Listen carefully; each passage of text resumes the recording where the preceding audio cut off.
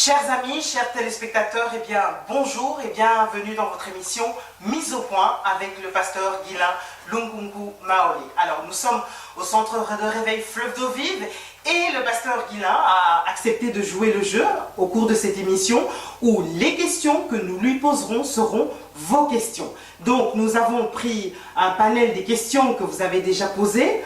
Alors vous avez la possibilité de poser ces questions au travers de bien sûr les réseaux sociaux, que ce soit la page Facebook Centre de Réveil Fleuve d'eau vive, la chaîne YouTube Centre de Réveil Fleuve d'eau vive et bien sûr le site internet www.centre-de-réveil-fleuve-d'eau-vive.org.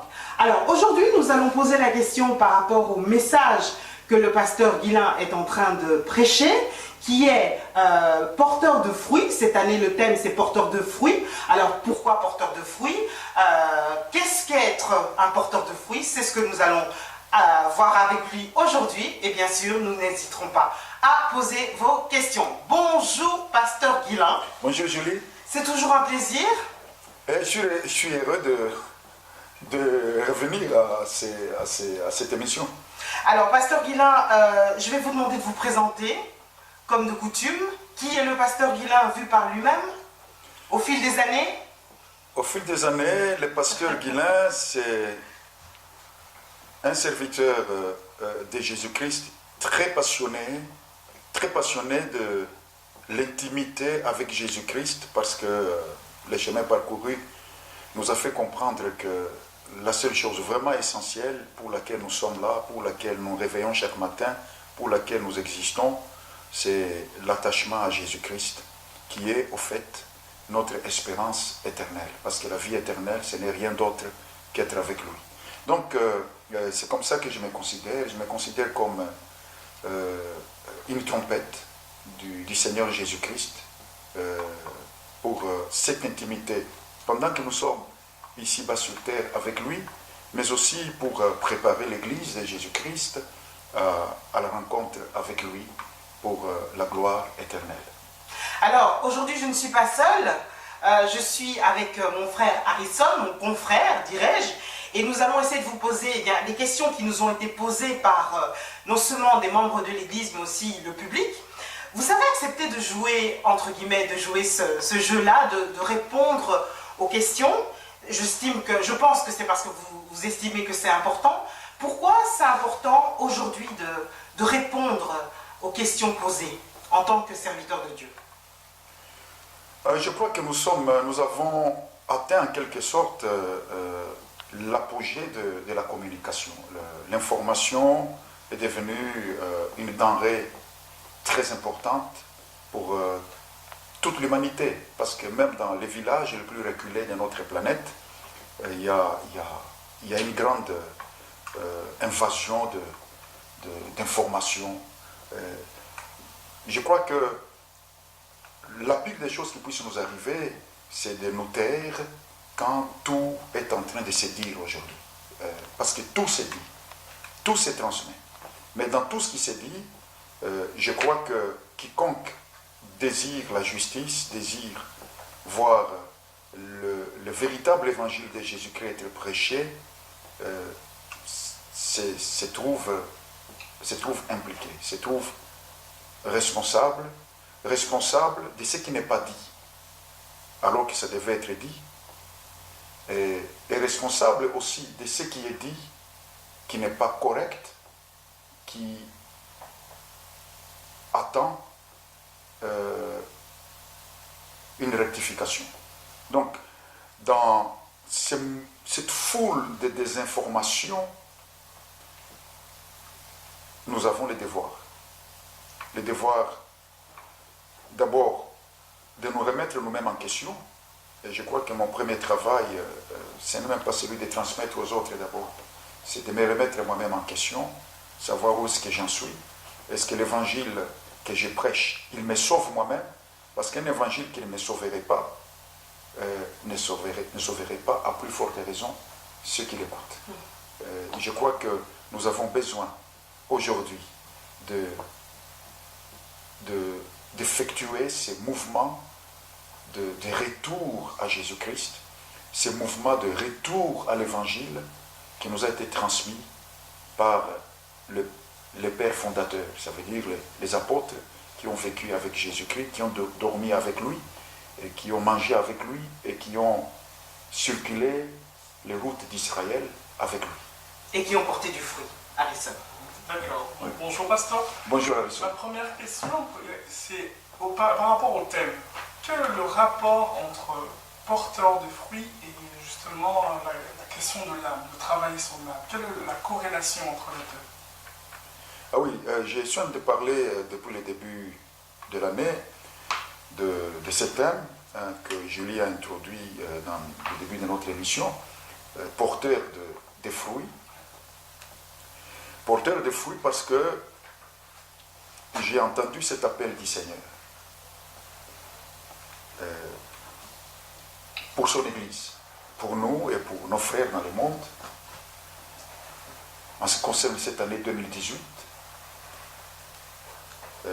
cet appel a une implication sérieuse en ce qui concerne l'influence.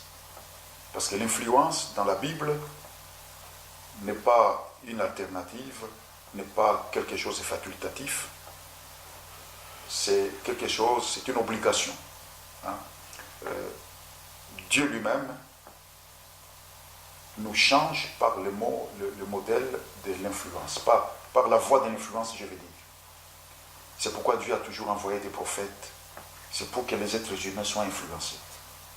C'est pourquoi Dieu a dit à Moïse plusieurs fois, écris cela dans le livre pour que les souvenirs s'en conservent, afin que les enfants de vos enfants et de génération en génération sachent ce que j'ai fait et ce que je vous ai dit. C'est pourquoi Dieu a instauré des fêtes en Israël. La Pâque, la Pentecôte, la fête des tabernacles, toutes ces fêtes pour toujours raviver la mémoire des actes de Dieu. Mais par une répétition qui fait que chaque génération en soit affectée, influencée. Parce que nous sommes ce que nous sommes aujourd'hui suite à un certain nombre d'influences que chacun a dû recevoir dans la famille, à l'école, dans les relations. Donc l'influence n'est pas une petite affaire. L'influence n'est pas quelque chose de négatif. Et si le chrétien ne prend pas la responsabilité d'influencer, eh bien, le monde continuera à être influencé par les faux, par l'obscurité, par les mensonges du diable. Parce que le diable, c'est un agent d'influence. Et ce qui fait que nous avons le devoir de porter cette influence au monde. Alors maintenant, quel est le rapport entre ça et la question du travail de l'âme? La question du travail de l'âme. Dans mon parcours avec le Seigneur, comme je le disais tout à l'heure, je suis arrivé à la conclusion qu'au fait, rien d'autre ne compte vraiment que l'intimité avec Jésus-Christ. Même quand nous circulons les rues, les avenues de notre monde, les endroits de notre monde pour prêcher l'Évangile, c'est uniquement pour amener les êtres humains à l'amitié avec le Seigneur Jésus-Christ. Et donc, je me suis rendu compte que cette influence dont je parle n'est possible que dans cette amitié avec lui. Ça a été sa façon d'influencer le monde. En passant, Jésus-Christ est venu sur la terre pour nous influencer. Il est venu influencer le monde. Alors, vous parlez de l'influence, excusez-moi de vous interrompre, pour bien comprendre, parce qu'on parle beaucoup de ce concept d'impact, d'influence aujourd'hui dans le monde. Comme vous dites, ce monde est très même basé sur l'image, et l'image passe très vite, vous l'avez dit en début d'émission. Maintenant, quand on parle de l'influence, quand vous parlez d'influence, pour bien comprendre et pour que nos téléspectateurs comprennent bien, de quelle influence s'agit-il? Je dois influencer, mais de quelle manière?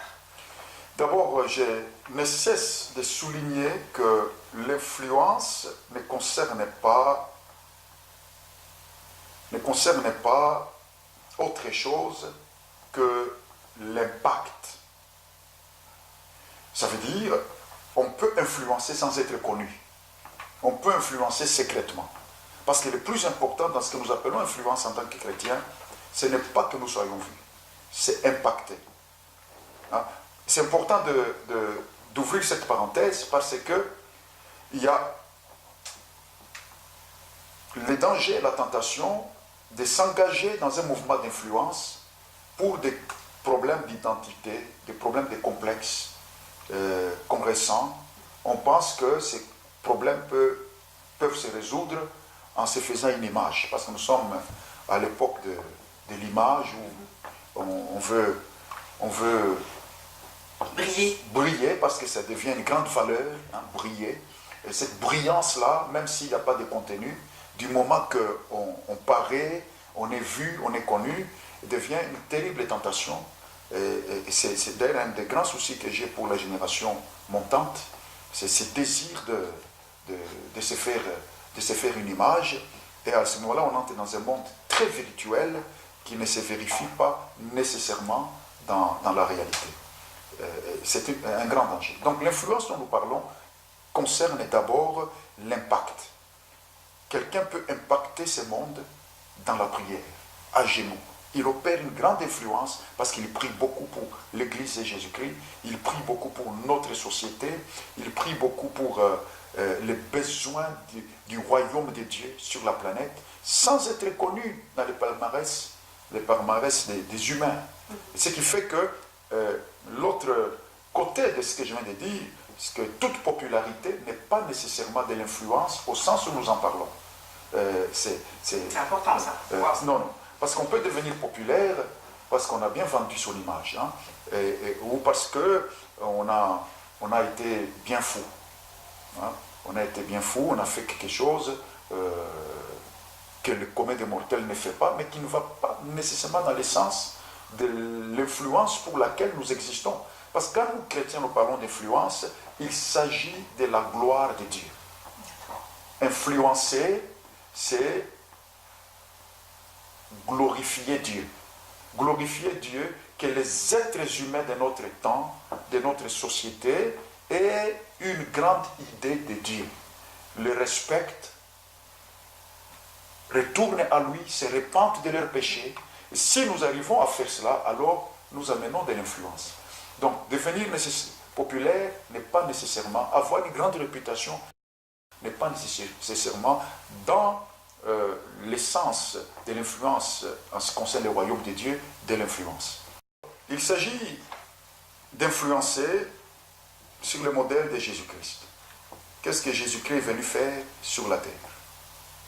À la fin de sa vie, il dit, Père, j'ai glorifié ton nom, j'ai achevé l'œuvre que tu m'as donné de faire sur la terre. J'ai fait connaître ton nom. Donc, à tout moment, Jésus-Christ, en ce qui concerne l'influence, agissait en rapport avec la gloire de son Père. Que l'humanité connaisse son Père, que l'humanité connaisse la volonté, le cœur de son Père. Donc, influencer, ce n'est rien d'autre que dans le monde dans lequel je vis, dans ma façon de vivre, dans mon action, les gens de ma génération aient une très grande idée de qui est Dieu. D'accord. Oh, oui.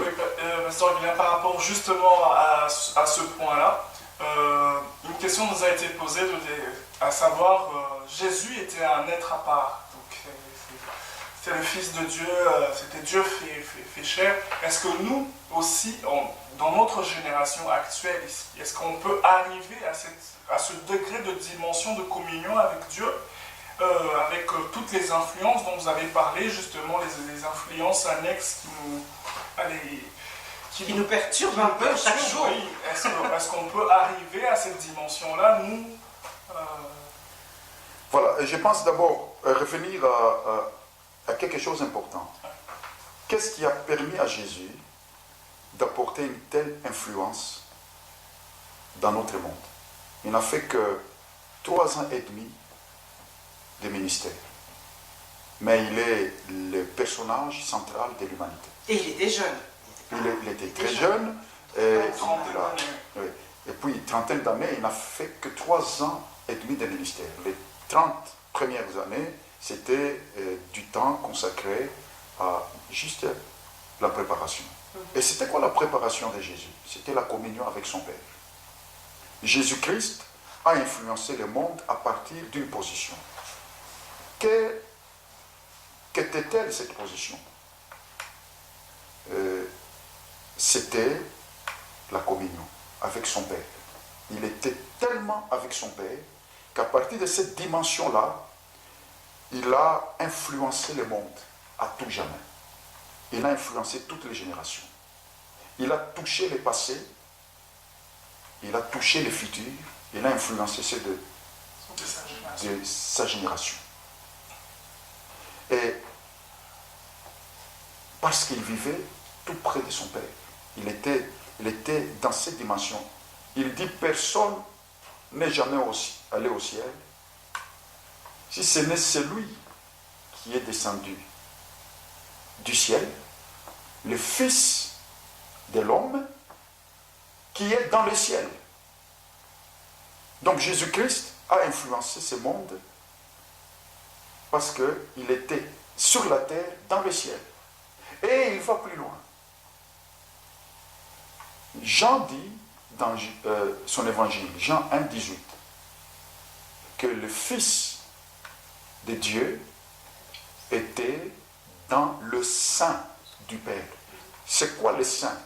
Le sein, c'est l'intimité la plus profonde, la relation la plus rapprochée. Donc Jésus-Christ, sur la terre, il était dans une relation très rapprochée avec son Père. C'est à partir de cette position qu'il a influencé le monde.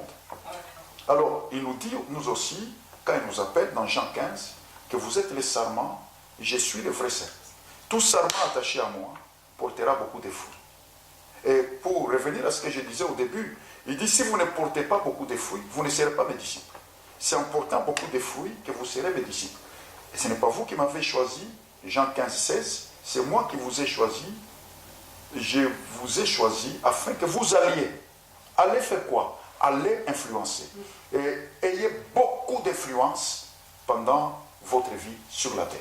Alors maintenant, la question que tu poses à Harrison, c'est la question de savoir si nous pouvons aussi arriver à ce genre d'influence. Pour arriver à ce genre d'influence, il faut aussi vivre dans la dimension de communion où Jésus s'est trouvé avec son Père. Et nous, aujourd'hui, nous nous trouvons dans la même dimension avec Jésus. Parce que Jésus a dit, tel que mon Père, comme mon Père m'a envoyé, moi aussi je vous envoie. Ça veut dire répétez ce que j'ai fait. Agissez sur le modèle de ce que moi j'ai fait. Lui, il agissait à partir de cette relation avec son Père, acte 10, 38. Vous savez comment Dieu a oint Jésus-Christ de force et du Saint-Esprit qui allait de lieu en lieu, faisant du bien et guérissant ceux qui étaient sous l'empire du diable, car Dieu était avec lui. C'est donc à partir de cette position d'influence, de communion, que Jésus-Christ a attiré les hommes à Dieu au travers de son ministère. Donc nous ne pouvons le faire que de cette manière-là. Alors maintenant la question c'est, est-ce que nous pouvons vivre aussi cette dimension de relation avec Jésus? Je me suis posé cette question-là. Je me suis rendu compte qu'en priant, il y a des degrés dans lesquels on peut rentrer. J'étais entré dans un moment où j'ai vécu, les heures passées, j'étais devant le Seigneur, et puis je suis entré dans un moment où j'étais tellement dans cette gloire de sa présence. Et quand vous y entrez, vous voulez y rester à vie. Et Jésus-Christ m'a dit, tu me rencontreras dans la même dimension, chaque fois que tu le veux. Et il m'a montré, je me suis dit, mais Seigneur, comment? Je me posais la question, comment toi tu as fait pour vivre dans cette dimension de communion avec ton Père dans un monde de tourments, dans un monde de stress, dans un monde d'oppression, de combats. Et toi tu en as eu beaucoup, mais comment tu as fait pour rester imperturbable dans cette communion avec ton Père, dans tes temps de prière? Vous savez que Jésus-Christ s'est retiré souvent dans ces lieux, cette dimension-là, rester avec son Père, et il ne fonctionnait au milieu des hommes qu'à partir de cette position-là. C'était un homme de la présence de son Père.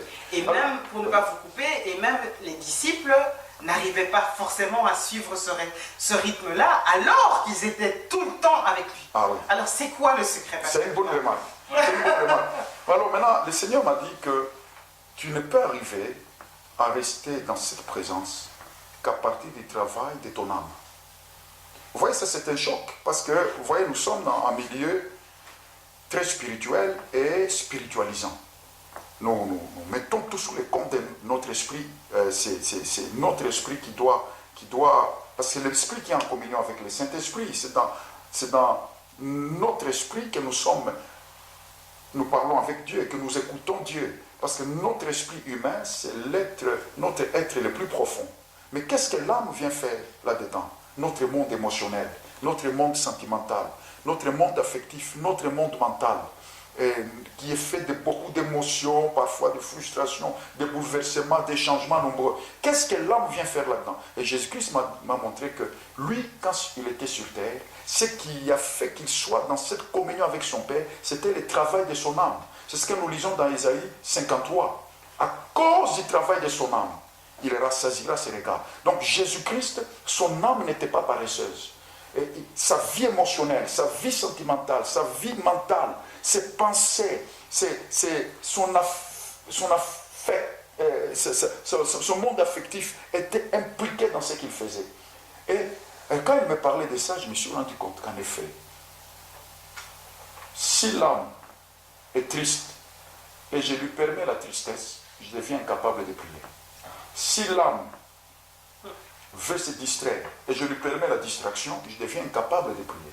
Alors maintenant, comment vaincre cette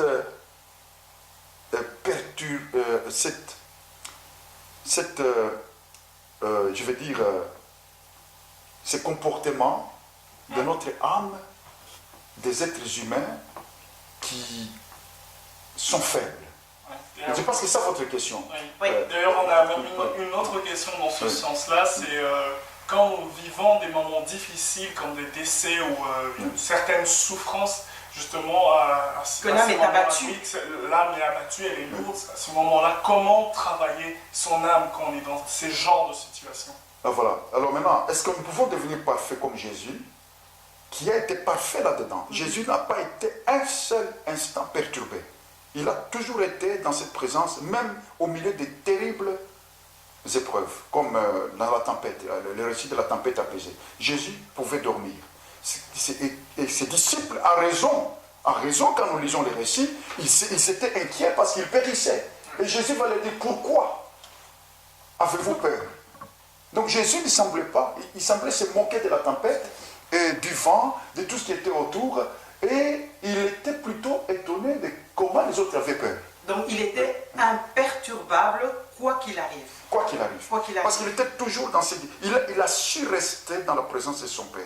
Et pourtant, il était humain. Il était 100% il est homme. 100% homme. Il est né de Marie pour être 100% homme. Il est né du Saint-Esprit pour être 100% Dieu. Mais cependant, sur le plan de fonctionnement, il devait fonctionner comme un homme. Quand Jésus parle de son ministère, il se traite comme le Fils de l'homme. Parce qu'il est venu sans prendre tous ses droits de Dieu, afin de devenir comme un simple homme et faire le parcours qu'un homme doit faire quand il veut servir Dieu. Donc Jésus est entré là-dedans. Mais alors maintenant, je crois que nous ne pouvons pas être parfaits au sens où Jésus l'a été. Parce que Jésus a été sans péché, sans le moindre péché. Mais notre perfection dans la Bible est de l'ordre de la maturité. Nous pouvons grandir, nous pouvons travailler notre âme au point que nous devenons matures. Ça veut dire, nous ne subissons plus de manière désastreuse les stress, les pressions de la vie, au point de nous perturber dans la permanence de la communion avec le Père. Nous ne serons pas en communion avec le Père, avec son Fils, avec le Saint-Esprit, par une perfection d'absence de faute, mais par une perfection de maturité, une maturité qui nous gardera toujours en communion. Ça veut dire une maturité qui nous gardera toujours purs. Purs non parce que nous n'avons pas fait de fautes, mais purs parce que nous ne logeons pas les fautes dans notre vie. Purs parce que nous ne logeons pas les péchés dans notre vie. Purs parce que nous savons éviter les péchés. Et secondo, s'il arrivait que nous fassions une erreur, nous savons comment nous repentir sérieusement et avec vérité pour ne pas revenir. Et tertio, nous savons évoluer pour ne pas refaire les mêmes fautes. Donc ça c'est la maturité. C'est la maturité qui fera que nous serons en permanence dans cette dimension. Mais il faut le travail de l'âme de Jésus. D'accord, pasteur. Donc si je vous ai bien compris, la culpabilité est aussi un problème pour justement arriver à cette dimension-là. Il faut aussi travailler dans ce sens-là. Absolument. La culpabilité, la peur, la tristesse, toutes ces choses-là, le diable les utilise. On ne devient pas pur ou saint sous le poids de la culpabilité. On ne devient pur ou saint que sous le poids du pardon de Dieu, de l'amour de Dieu. Et donc, toutes ces choses-là, comment, dans notre dimension d'être humain, sauvé par grâce, comment rester en communion avec Dieu en permanence? Comment vivre dans cette présence de Dieu en permanence? Comment prier en permanence? Rester dans la présence du Seigneur. C'est ça tout mon combat. Et c'est ça les questions qui sont posées, notamment par rapport à ce que vous venez de dire, comment rester dans cette dimension de prière tout en ayant un quotidien qu'il faut aborder chaque jour. La question nous a notamment été posée, ok pasteur, un exemple, je me réveille en retard, je dois aller travailler, mais je dois également prier. Alors je fais quoi? Je reste prier en sachant que je vais arriver en retard, ou j'arrive à l'heure, plus ou moins, et je ne prie pas. Ou bien également, on nous a posé la question, ok, on a l'amour qu'on a par rapport à Dieu, et cette volonté d'aller au ciel, mais il y a également le quotidien, la vie de tous les jours, la passion pour la vie sur terre, par rapport à ce qu'on doit faire, par rapport à son conjoint, l'amour par rapport à son travail. Comment vivre en équilibre entre les deux? Avoir une relation parfaite avec Dieu, ce qui est important et ce qui est le besoin que nous avons tous justement pour arriver à cette perfection, et le fait d'avoir une vie équilibrée sur la terre où on doit répondre à nos engagements. Le juste milieu. Le juste milieu, l'équilibre. Cette question va nous faire faire une promenade dans les bois, ça. Alors maintenant, non, je pense que la première chose que je dirais là-dessus, c'est que je ne pense pas que lorsque je parle de ces choses, qu'on y fonctionnera comme des machines. Comme des machines qui y arrivent de manière perturbable dans un monde comme le nôtre. Les perturbations existent et existeront toujours. Hein, les exemples que tu as donnés, Julie, sont très éloquents, très éloquents plutôt. Quelqu'un qui se réveille en retard, soit parce que il y a eu un coup de fil grave pendant la nuit, un membre de famille est décédé, ou un membre de famille est très malade, gravement malade, alors ça a pris par exemple toute la nuit de perturbation, et puis on se réveille tard, on a juste le moment de barbouiller, courir après son bus, et puis partir au travail. Est-ce qu'à ce moment-là on fait quoi? On arrête le travail pour se consacrer à la prière? Je ne pense pas ça. Je pense plutôt que la première chose que je dirais, c'est que le plus important pour les chrétiens, c'est ce que nous disions tout à l'heure, le travail de l'âme. Parce qu'il y a beaucoup de justifications, de manques de prière, qui semblent être des excuses valables, mais quand on y réfléchit sérieusement, on se rend compte que beaucoup de temps de prière que nous avons manqué dans notre vie n'était pas lié au fait qu'on n'avait pas le temps, mais plutôt au fait qu'on n'avait pas fait suffisamment le travail de notre âme pour qu'elle ne soit pas facilement perturbable par les pressions de la vie, les stress de la vie positive, les pressions positives ou négatives. Parce qu'une joie peut aussi nous empêcher, une façon de vivre la joie peut nous empêcher d'entrer dans la présence de Dieu. Mais Jésus peut être dans la présence de son Père, même dans la fête. Hein?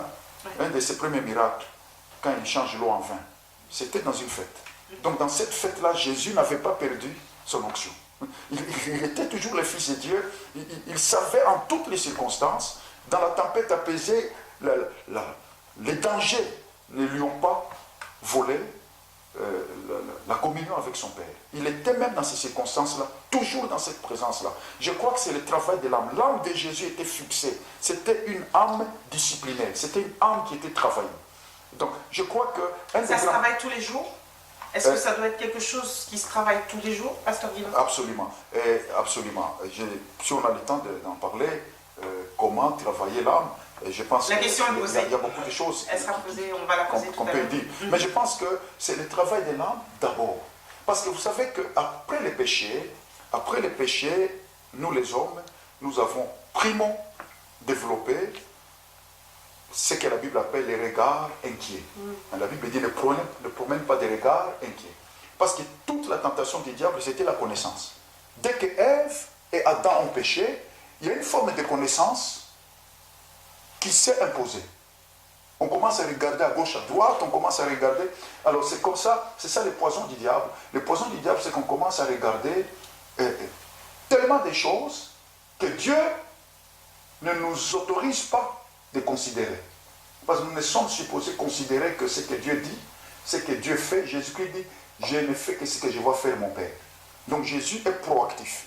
Et la deuxième chose que le péché a entraîné, c'était quoi? C'était la peur, l'angoisse. Parce qu'en effet, quand on promène le regard dans tous les sens, on développe la peur, on développe l'angoisse. Et l'être humain, à partir de ce moment-là, fonctionne sur les trois niveaux que les scientifiques expliquent par l'évolution. La réaction au danger. On ne fonctionne pas la réaction au danger. Soit en face d'un danger, on est tétanisé, soit on fuit, soit on attaque. Donc ça veut dire que toute la vie désormais se fait à partir de la fuite du danger. Autrement dit, on ne fonctionne que sur le modèle de la réaction. Or, Jésus-Christ était en train d'agir. Il ne réagissait pas. Il agissait. C'est quoi la différence entre agir et réagir? Réagir, c'est une action que je pose parce que j'ai une pression. C'est la pression qui me dicte l'action. Et agir, c'est Dieu qui me dicte ce que je fais. Donc avoir peur est un choix. Avoir peur, c'est un choix. Mais l'attaque d'une peur n'est pas un choix. On peut être attaqué par la peur, mais nous choisissons d'avoir peur ou de surmonter cette émotion-là quand elle vient à nous. Par rapport à affronter, il y a quelqu'un qui nous regarde et qui dit, oui, mais pasteur, il y a un moment quand même où la Bible nous dit qu'il faut fuir certaines situations, pas les confronter. Alors, la personne qui nous regarde, qui se pose cette question, à quel moment doit-on sentir qu'on doit confronter, affronter, et au moment où on doit se dire non, il vaut mieux fuir? C'est ce que je viens de dire tout justement. Quand nous avons travaillé notre âme désormais n'est programmée qu'à poser les actes qui nous sont dictés par la seule volonté de Dieu, indépendamment des pressions autour de nous. C'est comme ça que l'âme de Jésus fonctionnait. L'âme de Jésus n'était pas à la merci des choses qui se passaient autour de lui. C'était une âme livrée à son Père. C'est son Père qui dictait comment il devait agir en chaque circonstance, indépendamment des choses qui étaient autour de lui. C'est pourquoi quand il est à la croix, il y a une grande pression autour de lui. Jésus est toujours à l'affût de ce que la volonté de Dieu, à l'affût de la volonté de son Père. Les Écritures doivent s'accomplir. Et quand, par exemple, on vient de l'arrêter, un de ses disciples coupe l'oreille de l'un de ces hommes qui vient l'arrêter, Jésus, il recolle cette oreille et dit, comment est-ce que les Écritures s'accompliraient? Donc il n'est pas à la merci de ce qui se passe, il est plutôt en train d'exécuter la volonté de son Père. Donc je crois que quand les gens ne prient pas, beaucoup, quand nous semblons faibles, nous justifions ça par nos agendas, par les volumes des choses à faire, mais il faut nous sonder nous-mêmes pour voir jusqu'à quel point notre âme peut être paresseuse. Parce que la vraie paresse, ce n'est pas ne pas faire les choses. La vraie paresse, c'est ne pas vivre dans la prière et dans la présence de Dieu. Parce que c'est pourquoi on se rend compte que lorsqu'on commence à prier, les pensées commencent à aller dans tous les sens. Le premier moment qu'on a dans la prière, c'est une lutte. C'est parce que notre âme a tendance à fuir ça. Alors on développe une paresse par rapport à cette confrontation. La prière, c'est une confrontation avec nos crises, avec nos peurs, avec nos tristesses, nos angoisses, des pensées inutiles, des faux raisonnements. Il n'y a aucun endroit où on confronte ces choses comme dans la rencontre avec Dieu.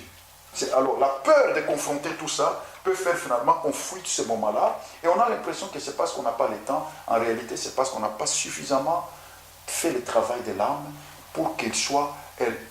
cette âme commence à nous amener régulièrement, parce que nous amener, ça c'est un bon terme, parce que le Seigneur m'a dit que l'âme c'est la porte de l'esprit dans notre monde. Mon esprit est toujours bien disposé, c'est ce que Jésus a dit, mais la chair est faible. Donc, mon âme peut m'empêcher, à cause de la peur, de la crainte, peut empêcher à mon esprit d'aller jusqu'où il veut aller, et c'est mon esprit que Dieu va utiliser. Mais mon âme me permet de vivre ma vie humaine.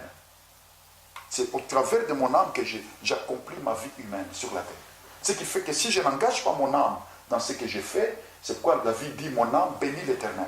Il faut que mon âme soit engagée dans mon culte, dans mon adoration de Dieu, pour que je puisse servir le Seigneur. L'autre raison pour laquelle les gens ne prient pas beaucoup, c'est tout justement le fait de manque de discipline. Ça veut dire qu'on n'a pas un plan de prière. On pense que la prière, c'est la seule chose qu'on ne doit pas organiser. Mais pasteur, une question nous a été posée aussi, c'était celle de savoir quand on cherche, on prie, mais on a l'impression que, vous avez parlé ici de garder le regard tourné à Dieu, mais il y a des moments où on prie, on a l'impression que Dieu n'est pas là. Et donc dans ces moments-là, qu'est-ce que vous préconisez pour continuer à avancer malgré... parce que ça peut être une impression, ça peut être réel comme pas... J'ai appris le silence de Dieu. Non, j'ai appris que... Le silence de Dieu. D'abord, qu'est-ce que Dieu dit à ce sujet? Vous me chercherez et vous me trouverez si vous me cherchez de tout votre cœur. Approchez-vous de moi et je m'approcherai de vous. Et que Dieu a de la bonté pour quiconque espère en lui. Donc, Dieu est prompt à venir à nous.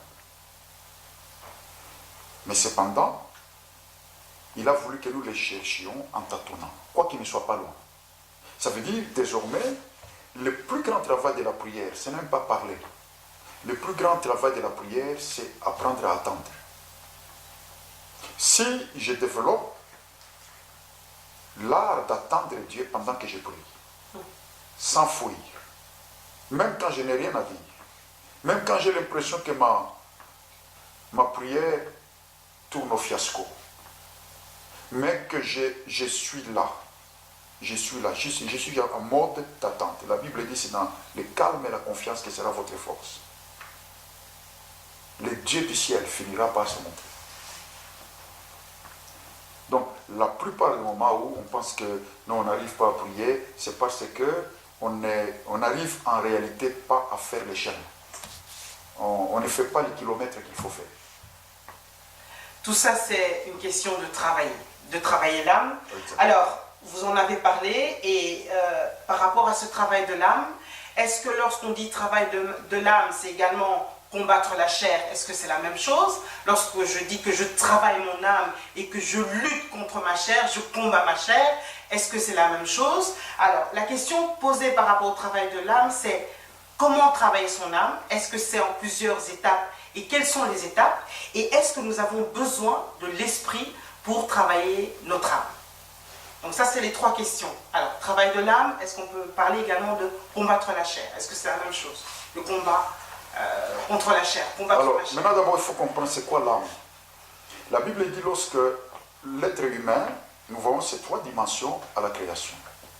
Dieu crée le corps avec la terre. Et ce corps est inerte, il n'a pas de mouvement. C'est le premier élément que nous voyons, qui est matériel, qui est physique, l'élément sensible. Et puis, Dieu maintenant souffle dans ce corps. Ce souffle-là, qui ne vient pas d'en bas, qui vient d'en haut, c'est l'esprit. L'esprit, que nous appelons l'être le plus profond, notre être le plus profond, celui que Dieu a soufflé en nous. C'est notre vrai nous-mêmes. Notre vrai nous-mêmes, c'est celui que Dieu a soufflé en nous. Parce que le corps, c'est comme la layette. C'est une tente. L'apôtre Paul dit, le corps et la tente est une tente dans laquelle nous habitons. Tente, c'est pour exprimer sa fragilité. Le corps est fragile. Il n'a pas dit le corps est un immeuble en marbre. Non, non, c'est une tente. Une tente, on la monte pour un peu de temps. Et puis, il dit, quand cette tente dans laquelle nous habitons s'est détruite, nous avons un édifice qui n'est pas fait de main d'homme. Donc, le Seigneur fait le corps. Et quand il souffle, c'est notre esprit qui est éternel. Quand la Bible dit nous sommes créés à l'image de Dieu, c'est notre esprit qui est à son image. Ok? Et puis, la Bible dit quand Dieu souffle dans ce corps, l'homme devient une âme vivante. Ça veut dire, l'âme que je reçois au moment du contact entre l'esprit et le corps devient mon humanité. Ok, ça devient mon humanité. Je deviens une âme vivante au contact de l'esprit et du corps. Désormais, l'âme se retrouve entre le corps et l'esprit. Alors, cette âme, donc, est susceptible à être à la merci de mon corps, ça veut dire de mes sens, de mes appétits, d'être humain, physique, ou cette âme peut être éduquée à être au service de mon esprit humain. Quand le péché a eu lieu dans le jardin d'Éden, l'âme s'est retrouvée assujettie au corps. Mais bien plus à ce que nous appelons la chair. Parce que la chair n'est rien d'autre qu'un poison de Satan qui était injecté dans l'homme au moment où l'homme a péché. On a dit la chair symboliquement parce que le système de Satan fonctionne avec les besoins naturels, les besoins physiques, les besoins du corps. C'est pourquoi on appelle ça la chair. Mais ce n'est pas le corps qui est le corps, parce que le corps est le temple du Saint-Esprit. Vous comprenez? C'est la chair. Alors l'âme qui est soumise à mes besoins physiques devient d'office esclave de la chair, de ce système satanique. Vous comprenez? Alors maintenant, le travail de l'âme consiste tout justement à dégager l'âme de ces remorquages au corps physique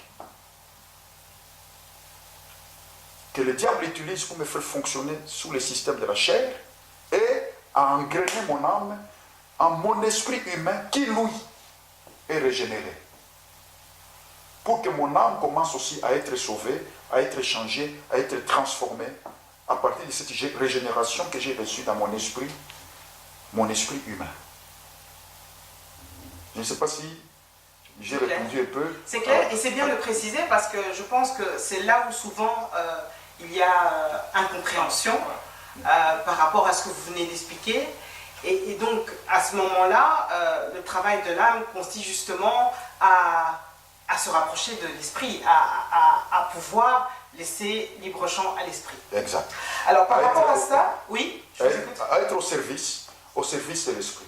C'est pourquoi David dit, mon âme bénit l'Éternel. Ça veut dire, dans l'esprit de David, il y a un tel amour pour son Dieu. Il y a un tel attachement pour son Dieu. Et David, il réalise au fil de sa marche avec Dieu qu'au fait, l'âme peut lui jouer des tours.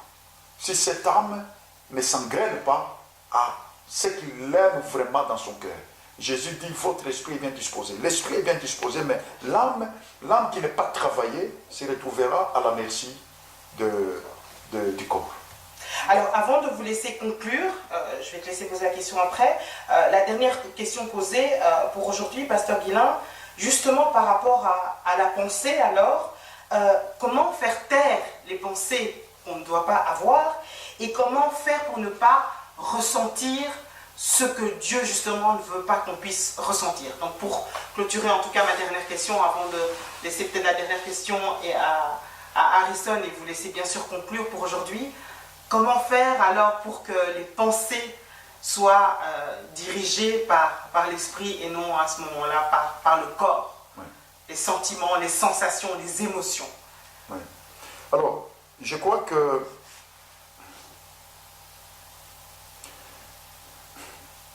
si nous parlons du travail de l'âme, c'est parce que il est faisable. On peut éduquer son âme. On peut éduquer son âme. On peut la remorquer à notre vraie vie. Ça veut dire notre communion avec Jésus. Et notre âme commence à bénir le Seigneur, à servir le Seigneur, à nous servir de porte pour que dans notre humanité, notre esprit s'exprime. Oui. Et donc, c'est faisable. Alors maintenant, la question c'est comment y arriver. Hein? Le travail de l'âme commence d'abord par désencombrer notre âme. Nous avons tous un parcours depuis la naissance, un parcours déjà depuis le sein maternel. Il s'est passé des choses, les influences, les pressions, les circonstances, et puis notre âme est comme une éponge qui pompe, et puis nous avons vécu des circonstances, des situations, nous sommes confrontés à des choses dans la vie, et on prend, au fil du temps, on prend des paquets de choses, on s'encombre et ça entraîne de l'embrouille. Et notre âme en reçoit beaucoup de programmations. Surchargé. On devient surchargé. Donc le premier travail, quand nous parlons du travail de l'âme, consiste à désencombrer l'âme.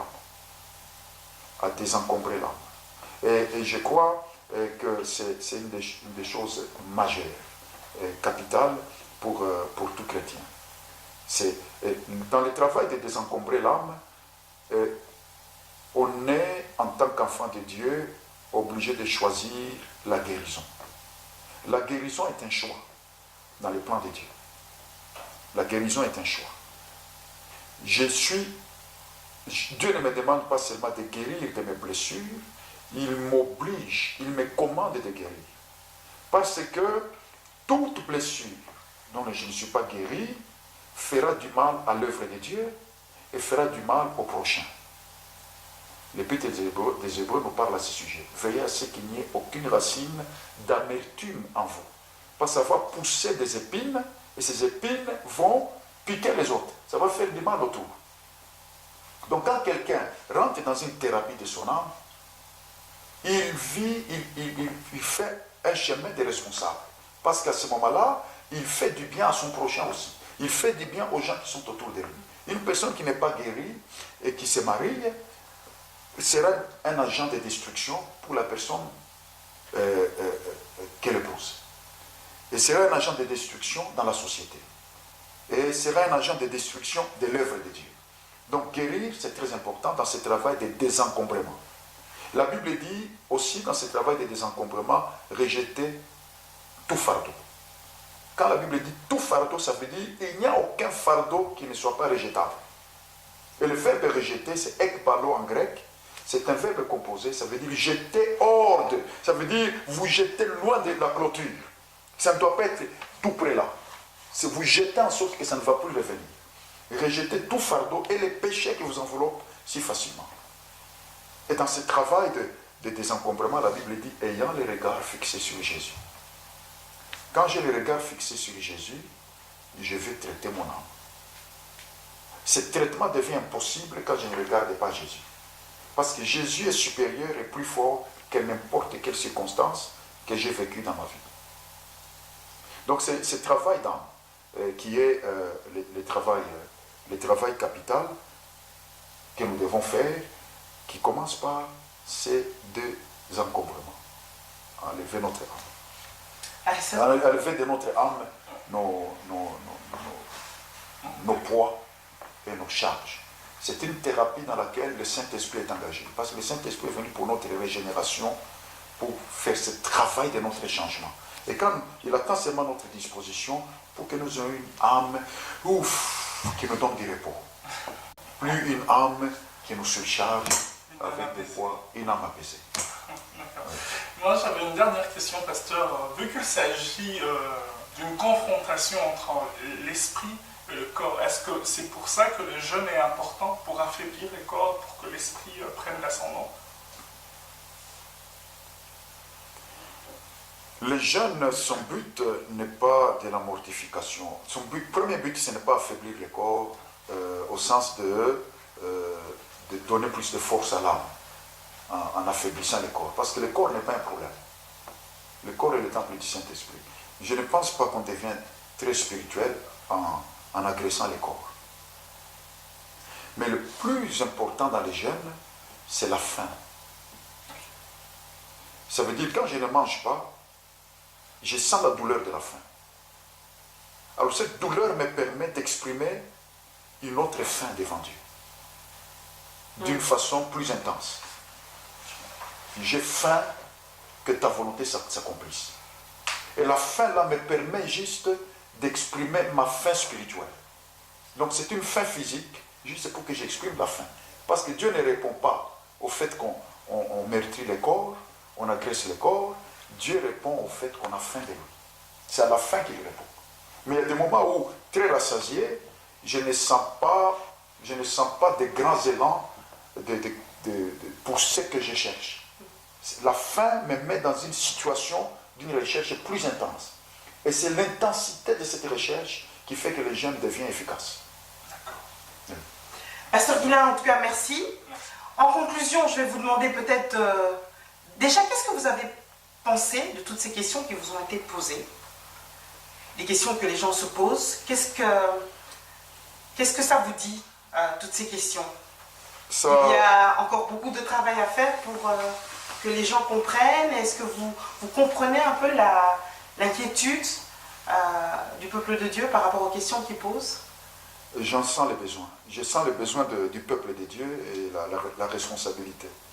La responsabilité de donner notre part, la part d'informations que Dieu nous a donnée, la part des convictions qu'il a fait habiter à nous. Parce qu'il nous donne ces convictions et tous ces messages-là pour son peuple. En tout cas, ce que j'ai ressenti en écoutant toutes ces questions, c'est le besoin,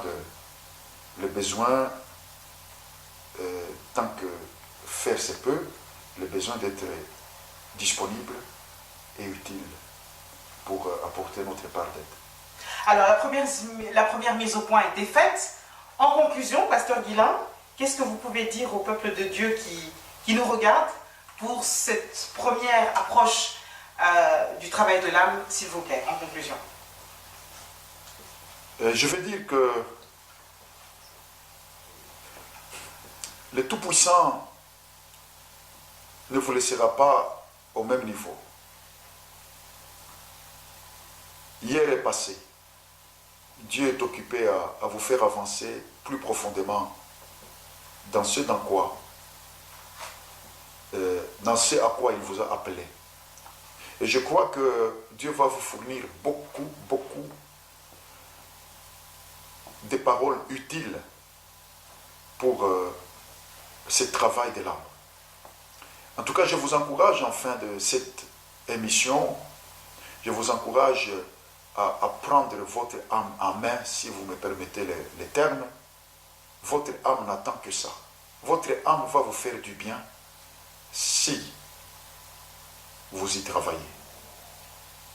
Si Jésus a fait le travail de l'âme, eh bien le disciple n'est pas plus grand que son maître. Nous devons faire aussi ce travail.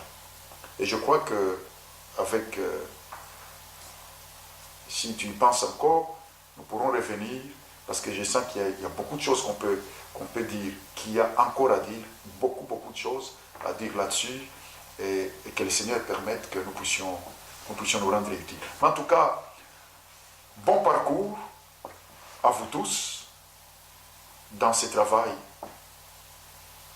chacun de son âme. Pasteur Guilain, merci. Alison, merci.